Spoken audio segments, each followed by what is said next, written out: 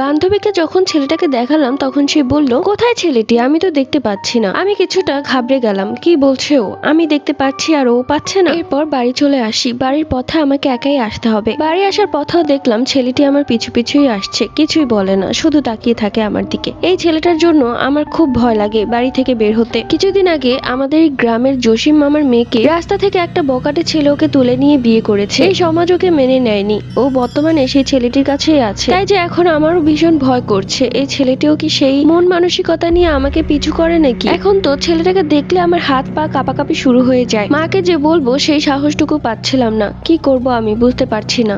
মাস জুলাই, তারিখ 20। এখন তো ছেলেটাকে আমাদের বাড়ির উঠোনেও দেখতে পাই। আস্তে আস্তে আমার হাসি মুখটা কোথাও যেন মিলিয়ে গেল। সারাক্ষণ ভয়ে থাকতাম। আমার মা আমার বোনকে আমার কাছে পাঠাতো আমার কি হয়েছে, কেন আমি এত ভয় ভয়ে থাকি সেটা জানার জন্য। কিন্তু আমি ওকেও যে কিছুই বলতে পারছিলাম না। এসব কথা জানলে প্রথমে আমার বাবা স্কুলে যাওয়া বন্ধ করে দিবে। আমার ইচ্ছা আছে ম্যাট্রিক পাশ করার, কিন্তু এই পর্যায়ে এসে আমি কোনোভাবেই আমার পড়ালেখা বন্ধ করতে চাচ্ছিলাম না। একদিন বিকেলবেলা মা আমার ছোট বোনকে নিয়ে আমার আন্টির বাড়িতে গিয়েছিল। ওদের বাড়িতে ধান সেদ্ধ হয়েছে, তাই মাকেও যেতে বলেছে। প্রত্যেকবার মা যায়, কেননা ওদের আর আমাদের জমি একই সাথে। বাড়িতে পুরো আমি একাই ছিলাম, ঘুমিয়ে আছি। হঠাৎই মনে হলো কেউ আস্তে আস্তে আমাদের ঘরের দরজা পিটাচ্ছে। আমি ভাবলাম আমার বোন আর মা এসেছে, কিন্তু তারা গিয়েছে 5 মিনিটও হয়নি। আর আমার সেই আন্টিদের বাড়ি অনেক দূরে। এত দূর থেকে এত জলদি আসা সম্ভব না। আবার এমনও হতে পারে মা হয়তো কিছু ফেলে গেছে। তাই আমি উঠে দরজা খুললাম। দরজা খুলেই আমার পায়ের নিচ থেকে মাটি সরে গেল। সাদা জুব্বা পরা সেই ছেলেটি দাঁড়িয়ে আছে, মুখে কোনো কিছুই বলছে না, শুধু তাকিয়ে আছে আমার দিকে। আমি ভয়ে এক দু পা করে পিছাতে লাগলাম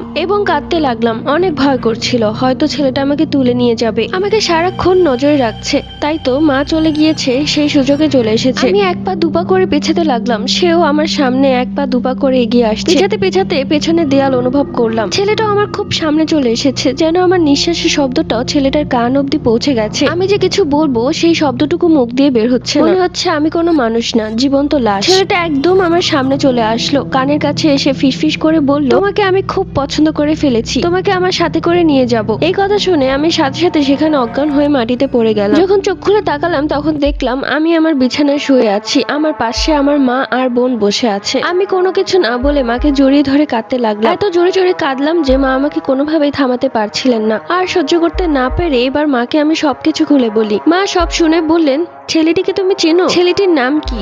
আমি মাকে বললাম আমি ছেলেটিকে চিনি না, ছেলেটির নামও জানি না। আমি মাকে বললাম যে নাসিমাকে আমি সবকিছুই খুলে বলেছি। তখনই আমার মা আমার ছোট বোনকে নাসিমাদের বাড়িতে পাঠায় এবং ওকে নিয়ে আসতে বলে। নাসিমা বলল যে হ্যাঁ আমি তাকে সবকিছুই খুলে বলেছি, কিন্তু সেদিন যখন আমি ছেলেটিকে নাসিমাকে দেখাচ্ছিলাম তখন সে দেখতে পাচ্ছিল না। মা আমাকে একটি কবিরাজের কাছে নিয়ে গেল।